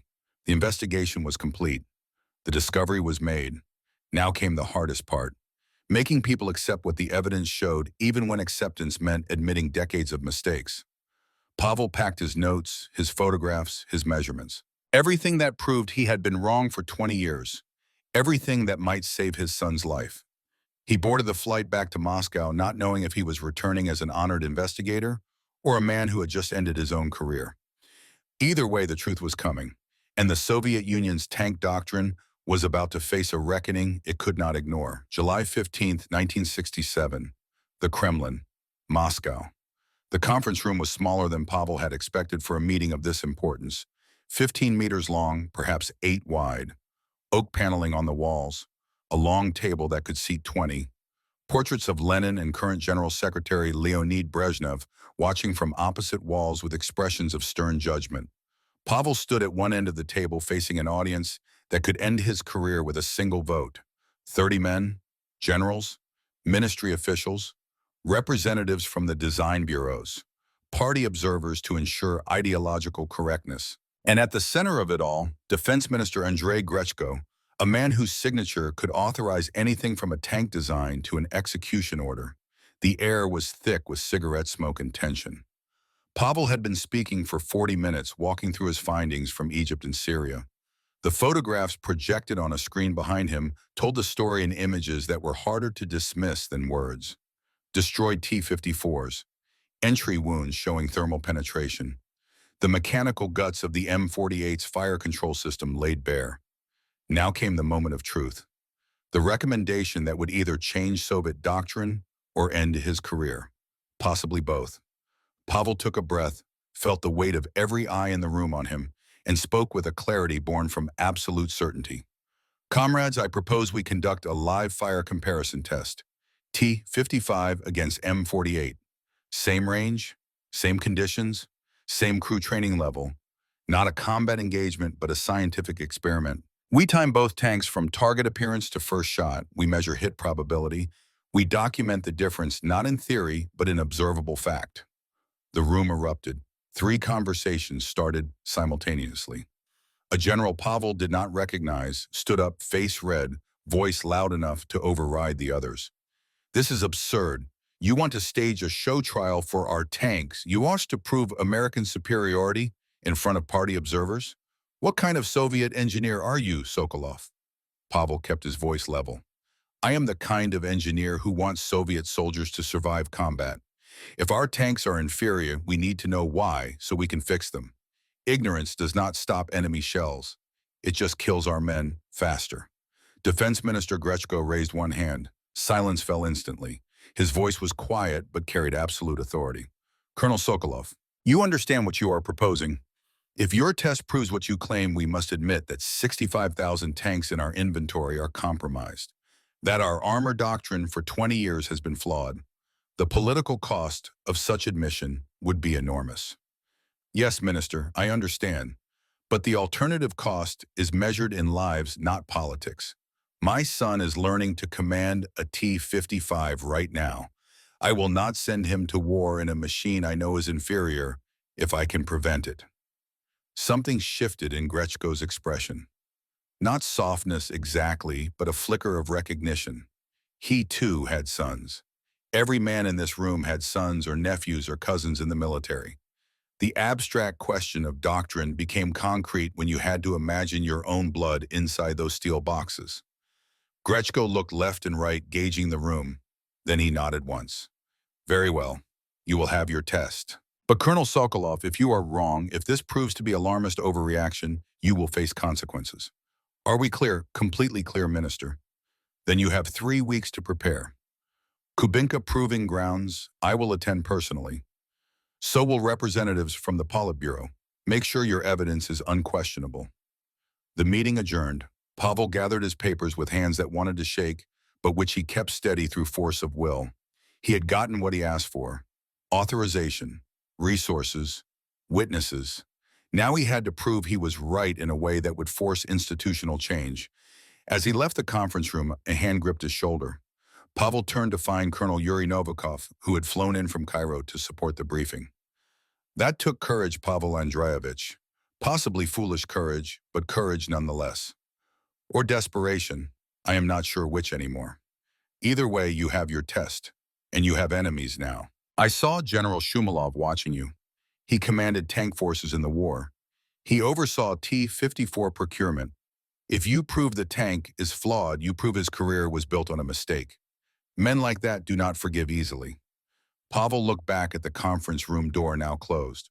Behind it, his fate was being discussed by men with power and agendas he could only guess at. Then I will have to be so thoroughly correct that forgiveness is not necessary. Come, we have work to do. The next 3 weeks were a blur of preparation. Pavel requisitioned the best T-55 crew from the Kantemirovskaya Guards Tank Division. Commander Senior Lieutenant Grigory Volkov, 28 years old, third-generation tanker winner of the Soviet tank biathlon 3 years running. Gunner Sergeant Ivan Kuznetsov, 25, trained at the same school where Alexei was currently studying. If any crew could make the T-55 perform at its maximum potential, it was these men. For the M48 side, Pavel selected a standard crew and put them through 2 weeks of intensive training on the captured Syrian vehicle. Lieutenant Andrei Sorokin as gunner competent, but not exceptional.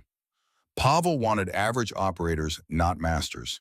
The point was to show that the American system made even typical crews effective, that the M48's design philosophy turned ordinary men into precision instruments of war. The test protocol was simple: single target at 1,800 meters, both tanks starting from the same position, stopwatch timing from the moment the target appeared to the moment the gun fired. 3 runs each, high-speed cameras to document everything. No room for argument or interpretation. Pavel spent nights at Kubinka supervising the range setup, reviewing the test procedures, checking and rechecking every variable. He was functioning on 4 hours of sleep per night and nervous energy. Marina called every evening worried about his health, trying to convince him to rest. You are killing yourself over this, Pasha. Better I kill myself than more young men die in bad tanks. I will rest when this is over. And if they do not believe you, if they decide the test is rigged or the results are anomalous, Pavel had no answer to that. He simply said, then I tried, that will have to be enough. July 26, 1967, Kubinka, Proving Grounds, the day of reckoning. The observation bunker was crowded. 30 people squeezed into a space designed for 15.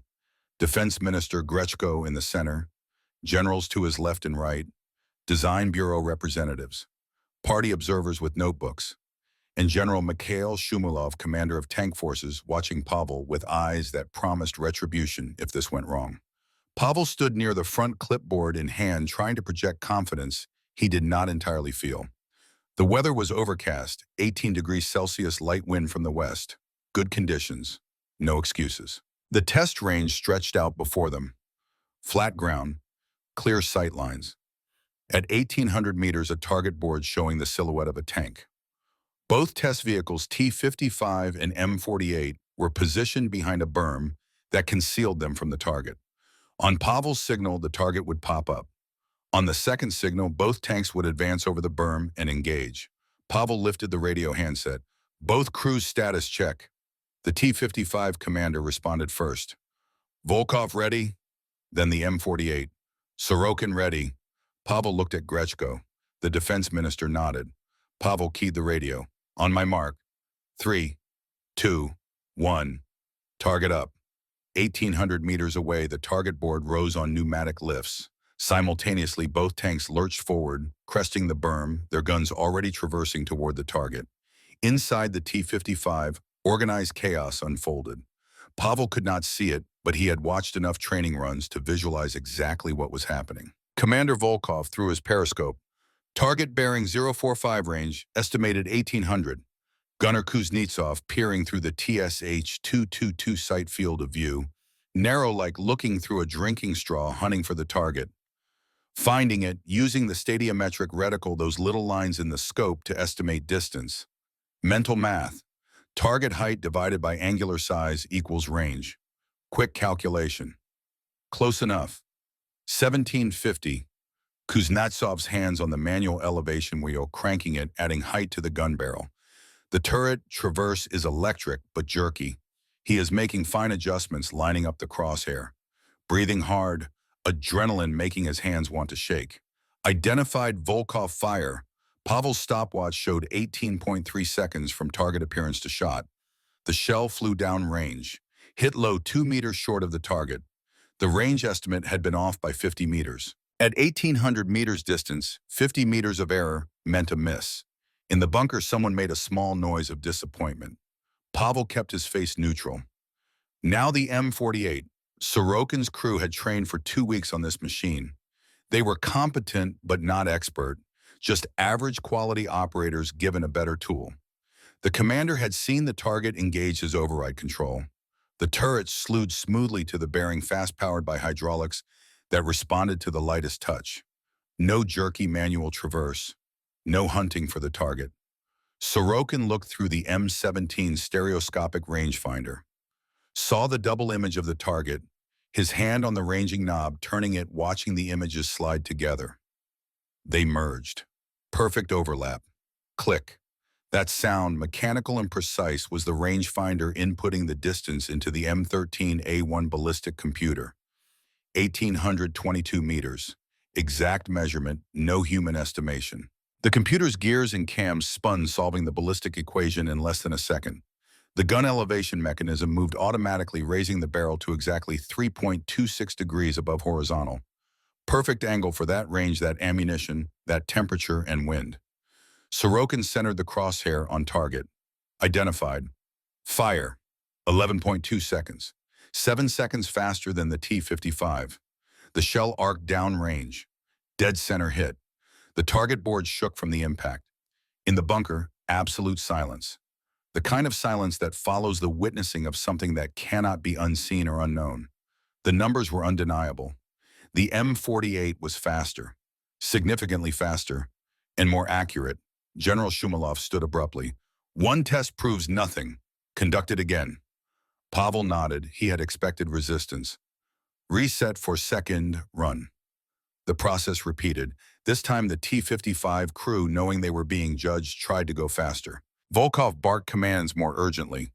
Kuznetsov rushed his range estimation. The result was worse. 16.8 seconds and a miss, this time high. The M48 crew, calm, methodical, executing the same process they had drilled for 2 weeks. Merge images. Computer calculates. Fire, 10.9 seconds. Another hit. Third run.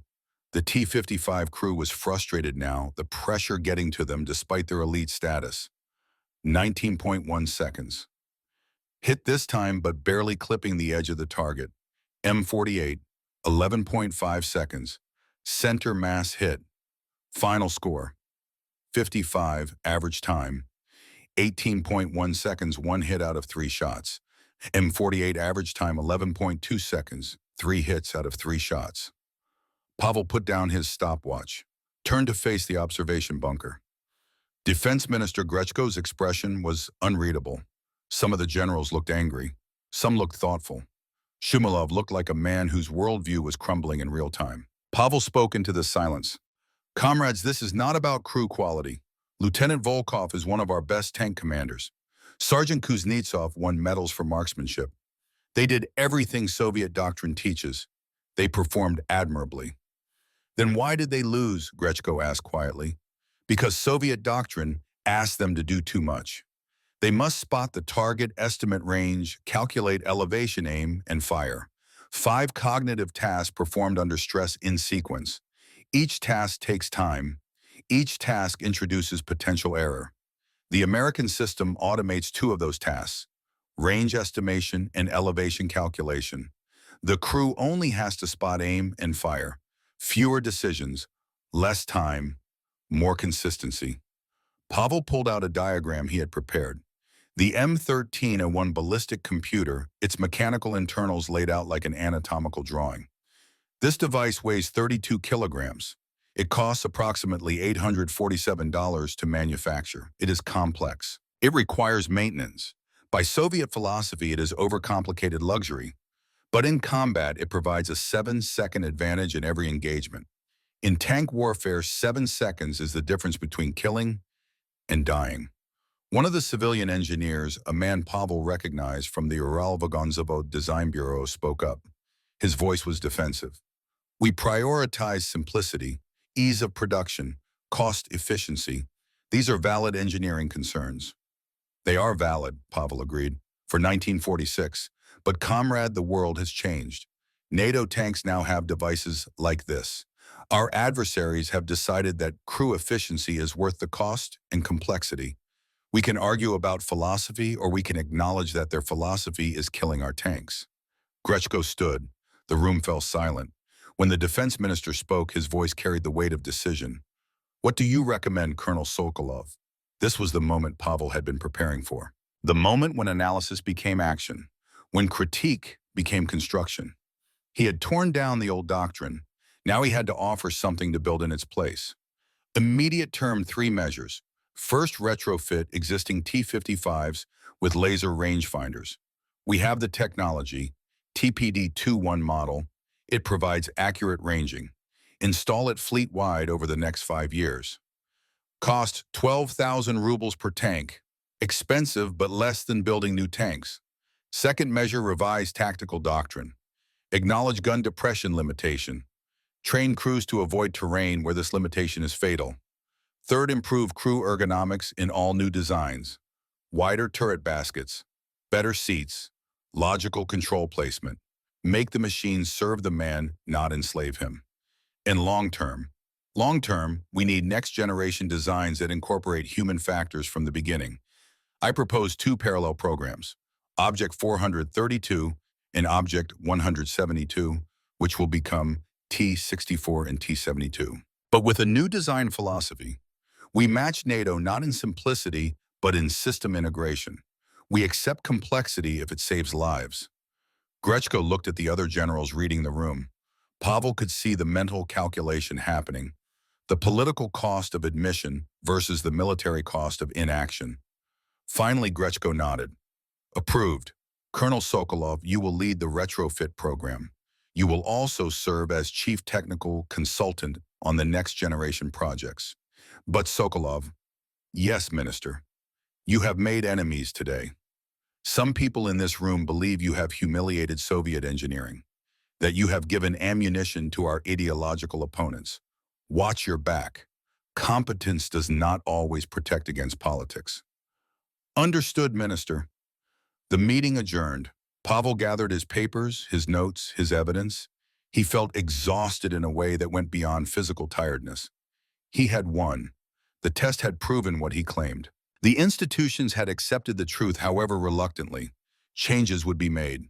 But the victory felt hollow, because it had taken 1,000 destroyed tanks and thousands of dead Egyptian and Syrian soldiers to force this acknowledgement. How many lives could have been saved if someone had asked these questions in 1955?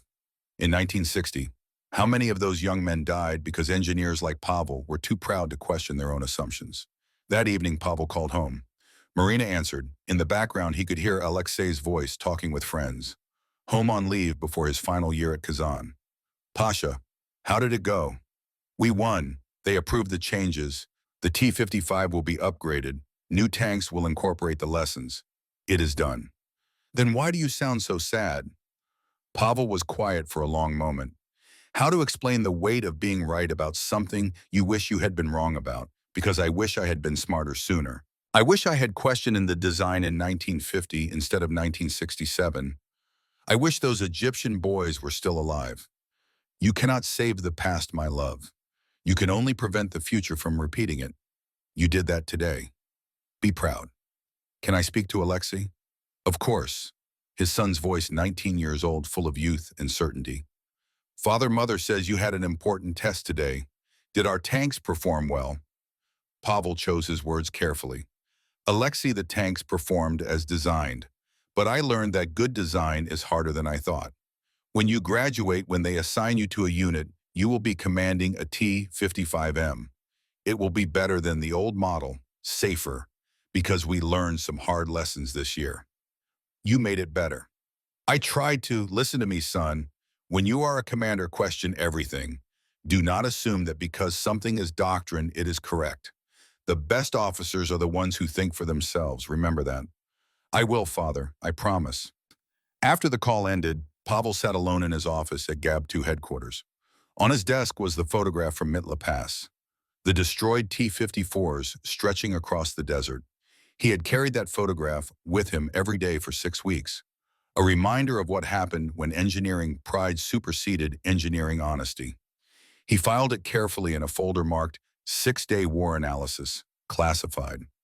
Someday, perhaps decades from now, historians would read these reports and understand what had happened, how a disaster in the desert had forced a superpower to confront uncomfortable truths about its military technology. But Pavel would not be around to read those histories. His job now was to ensure the lessons were implemented, that the changes actually happened, that institutional inertia did not quietly bury the reforms once public attention moved on. The years that followed were hard.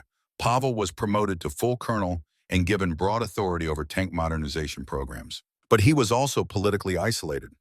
General Shumilov and his faction never forgave the public demonstration that their beloved T-54 was flawed. They blocked Pavel's advancement when they could spread rumors about his loyalty, questioned whether he was too sympathetic to Western technology. Pavel endured it. He focused on the work. The T-55 retrofit program began in 1968. Laser rangefinders installed on 500 tanks the first year, 2000 the second year. The difference was measurable. In training exercises, first-round hit probability went from 40% to 70%. Engagement time dropped from 18 seconds to 13 seconds. Still not as good as NATO, but competitive enough to matter.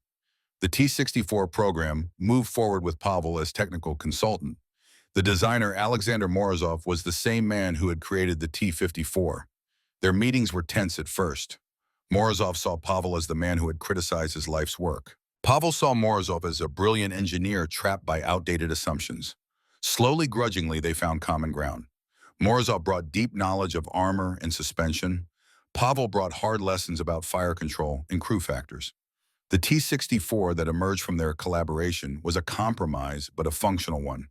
Gun depression improved to 6 degrees, still not ideal, but better than the T-54's 4. Fire control included a ballistic computer, not as sophisticated as the American version, but functional. Ergonomics improved marginally. It was not revolutionary, but it was evolutionary. And in military technology, evolution that happens is better than revolution that stays on paper. October 6, 1973, Yom Kippur War, 6 years after the Six-Day War disaster. Pavel was 50 years old now. Still a colonel, his promotion to general, blocked by political enemies. Still serving as a technical consultant. Still watching reports from Middle East conflicts with the anxiety of a man who knows his son might someday fight in these same conditions. Alexei was 25, a captain now having risen quickly through the ranks, his performance at Kazan and early command assignments marking him for rapid advancement. Commanding a T-64 company in the 4th Guards Tank Division. Stationed in East Germany, but on alert status, ready to deploy if the geopolitical situation required it. The relationship between father and son had been strained these past years. Alexei did not understand why his father seemed so critical of Soviet armor. Pavel could not explain without revealing classified information about just how close the T-54 had come to catastrophic failure. The Yom Kippur War began with another surprise attack, this time with Egypt and Syria striking Israel simultaneously. The Egyptian army that crossed the Suez Canal was far better equipped and trained than in 1967. They had new Soviet weapons, a T-3 Sagar anti-tank missiles, ZSU-23-4 Shilka air defense systems. And most importantly for Pavel's calculations, they had upgraded T-55s with laser rangefinders and improved training. Pavel monitored the situation from Moscow. The initial reports were encouraging. Egyptian T-55s were performing far better than in 1967. Not winning exactly, Israeli forces were still formidable, but fighting effectively. The kill ratios were improving, from 4-1 in 1967 to approximately 2-1 now. Still unfavorable, but survivable. On the Syrian front, the situation was more complex. Syrian forces included T-62 tanks, the successor to the T-55. These had better guns and improved fire control. Against Israeli M48s and M60s, they were achieving near-parity performance in tank-versus-tank combat. The overall war was still being lost. Israeli air superiority and superior tactics dominated, but the pure armor engagements were far more competitive. The reports included detailed after-action analyses. Pavel read them obsessively, looking for evidence that the reforms had mattered. And the evidence was there. Egyptian crews using laser rangefinders were hitting targets at first shot rates 3 times higher than in 1967. Syrian T-62s with improved fire control were matching Israeli tanks in individual engagements even when they lost the larger battle. It was working, not perfectly. Soviet armor was still not equal to NATO in every respect, but it was competitive. Soviet tankers were no longer being sent into fights they had no chance of winning. The reforms Pavel had fought for in 1967, the changes that had cost him politically, were saving lives. November 3, 1973. The war was winding down. Another ceasefire, another Arab military defeat, but not another catastrophe. And then Pavel received the phone call that made all the professional struggles worthwhile. Marina calling from their Moscow apartment, her voice shaking. "Pasha, I just spoke with Alexei's commander. There was an incident. Training exercise in East Germany. A T-64 rolled over during maneuvers. The company commander was inside." Pavel's heart stopped. "Alexei, he is alive. Broken arm, concussion, but alive. The T-64's design, the wider turret basket you insisted on there, was room for him to brace himself when it rolled. The doctor said if he had been in an old T-55 with the cramped space, the injuries would have been far worse, possibly fatal." Pavel sat down heavily. His hands were shaking. The irony was almost too much. His son saved by the design changes Pavel had fought for. The reforms that started with a desert full of dead tanks had just prevented Pavel from becoming one of those fathers who receive official condolence letters. "Can I speak with him?" "He is sedated. But Pasha, he left a message for you. He said to tell you that you were right, that good design matters, that he understands now why you were so obsessed with making the tanks better." After the call, Pavel sat in his office for a long time, staring at nothing. 6 years of political struggle. Career advancement blocked. Colleagues who thought he was too critical, too Western, too willing to admit Soviet shortcomings. And all of it, every bit of professional pain, was worth it for that single moment. His son alive because of changes Pavel had insisted upon. The next decade passed. Pavel continued his work quieter now, less confrontational, but no less committed. The T-72 program scaled up production, creating a tank that was cheaper than the T-64, but incorporated many of the same human factors improvements. The T-80 followed in the late 1970s, adding thermal sights and more powerful engines. Soviet tank doctrine evolved. Gun depression requirements were written into design specifications. Fire control systems were prioritized. Crew ergonomics became an official consideration rather than an afterthought. The changes happened slowly. Bureaucracies resist change even when lives depend on it, but they happened. Pavel was never promoted to general. His career topped out at colonel. The political cost of being the man who proved Soviet tanks were flawed was too high for the system to reward him fully. He accepted this. Some truths are expensive to speak. The price of honesty is often paid in opportunities not given. 1982. Pavel retired at age 57. The official ceremony was small. A few colleagues, a certificate, a modest pension. He had served 36 years in Soviet tank development, from the battlefields of Kursk to the proving grounds of Kubinka to the conference rooms where doctrine was written and rewritten. His final act before retirement was to write a classified technical memoir, 200 pages documenting what he had learned about tank design human factors, the importance of honest assessment over institutional pride. It was filed in the WWII archives with a classification that would keep it hidden for decades.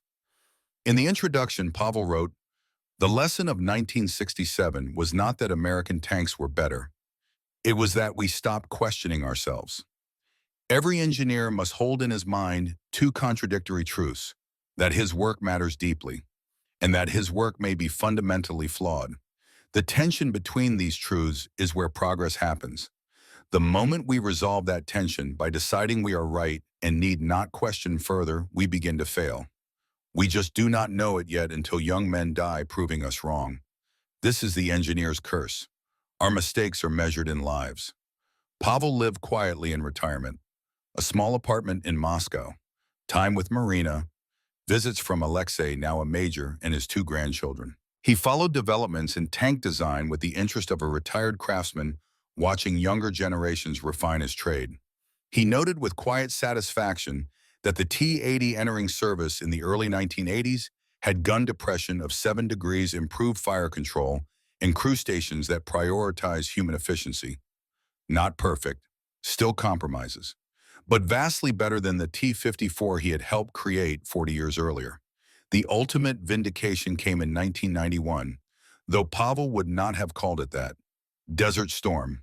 American M1 Abrams tanks facing Iraqi T-72s in the deserts of Kuwait and Iraq.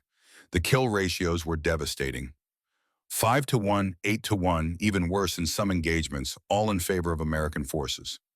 Pavel watched the news reports on television, 76 years old now. Health declining. The images were painfully familiar.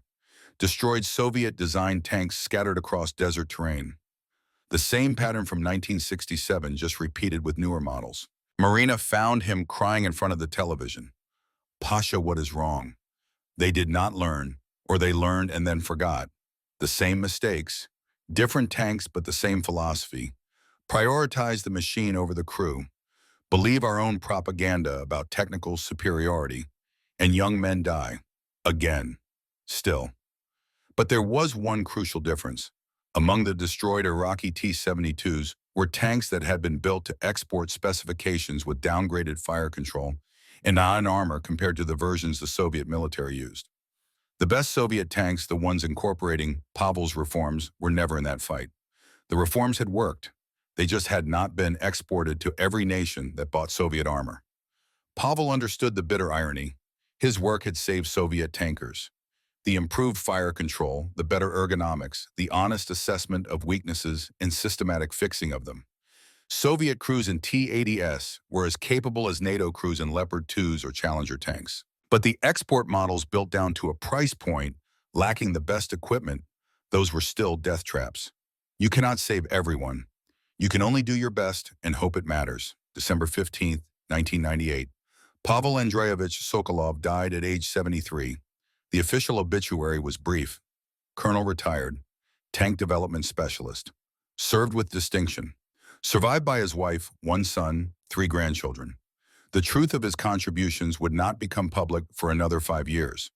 In 2003, Russian military historians were given limited access to Soviet-era archives as part of a research project on Cold War weapons development.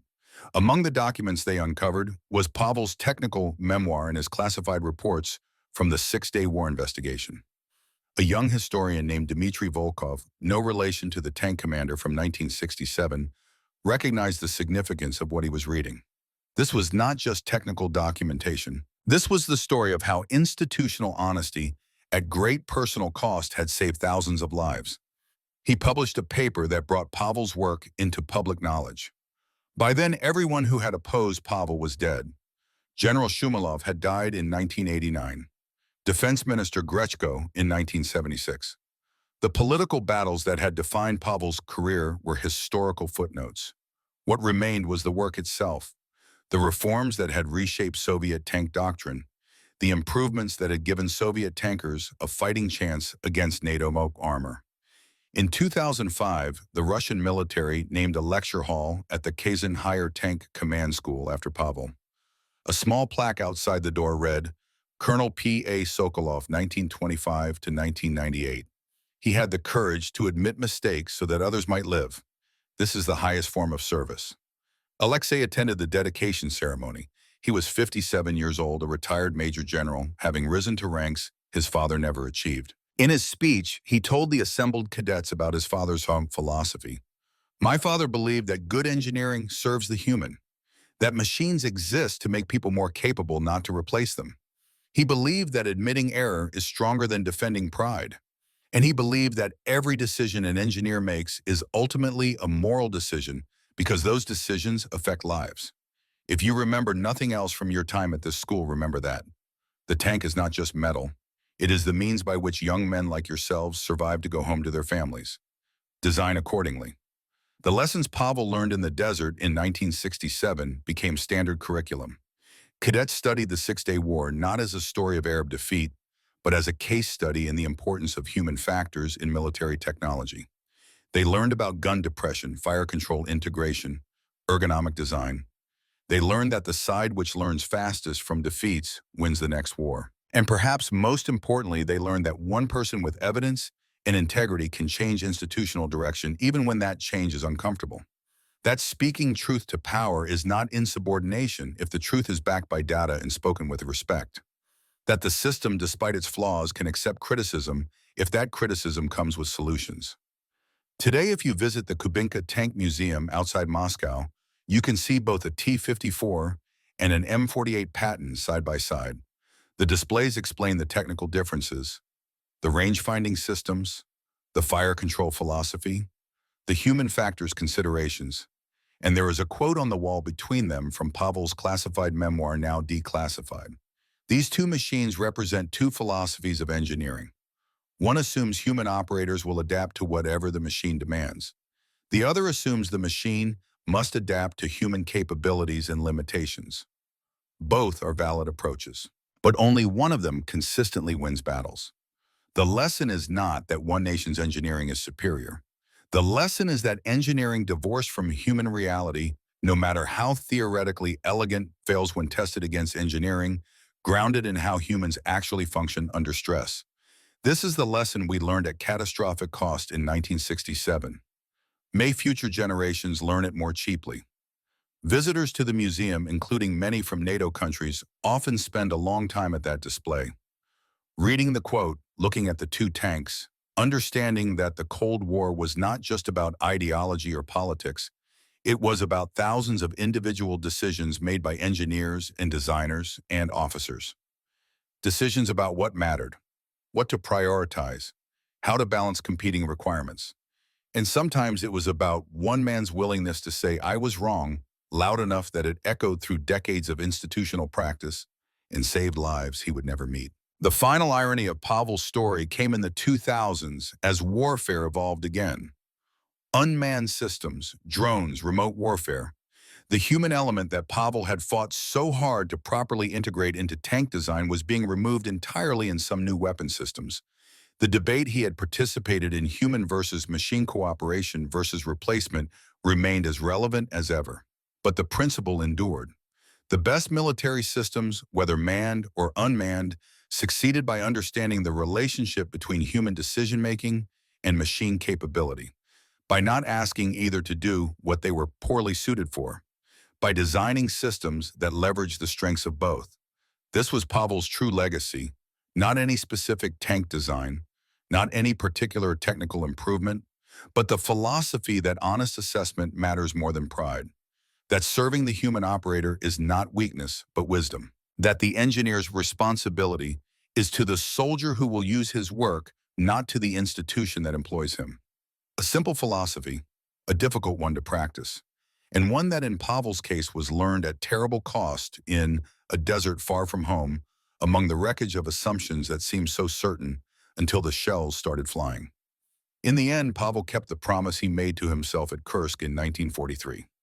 Not perfectly, not immediately, but eventually at great personal cost, he ensured that Soviet soldiers were not sent to war with inferior weapons.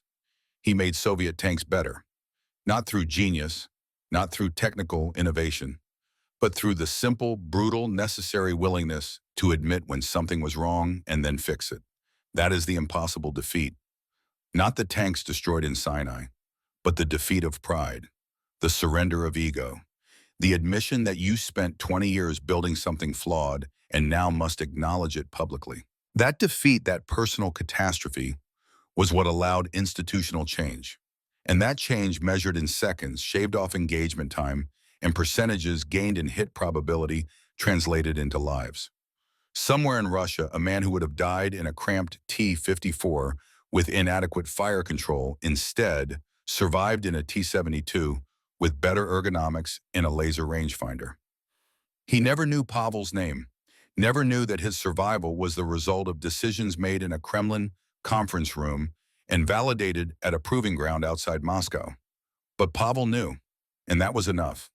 The greatest achievements are often invisible to those they benefit. The engineer whose bridge does not collapse is not celebrated by the people who cross it safely. They simply cross and continue their lives. Only when bridges fail do we remember that someone somewhere had to make good decisions for that crossing to be uneventful.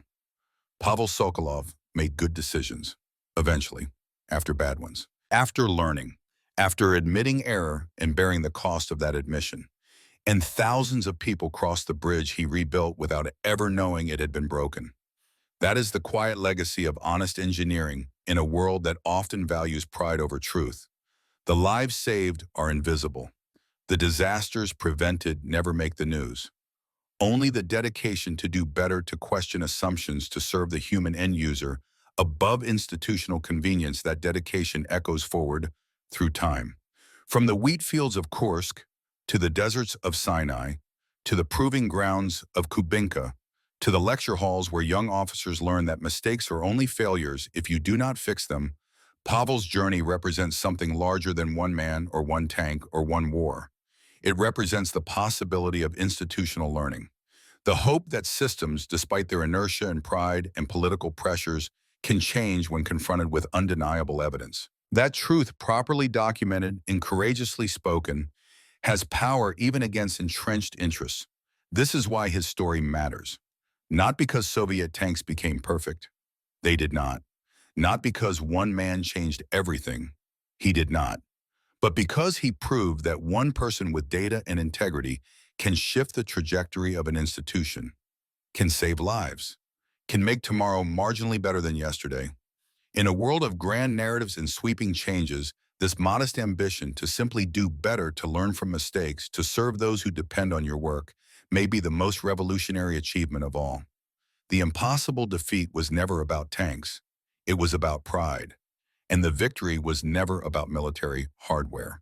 It was about the willingness to change. That war, the one fought in conference rooms and proving grounds and late-night offices, is the one that saves lives. Pavel Sokolov won that war. The victory was quiet.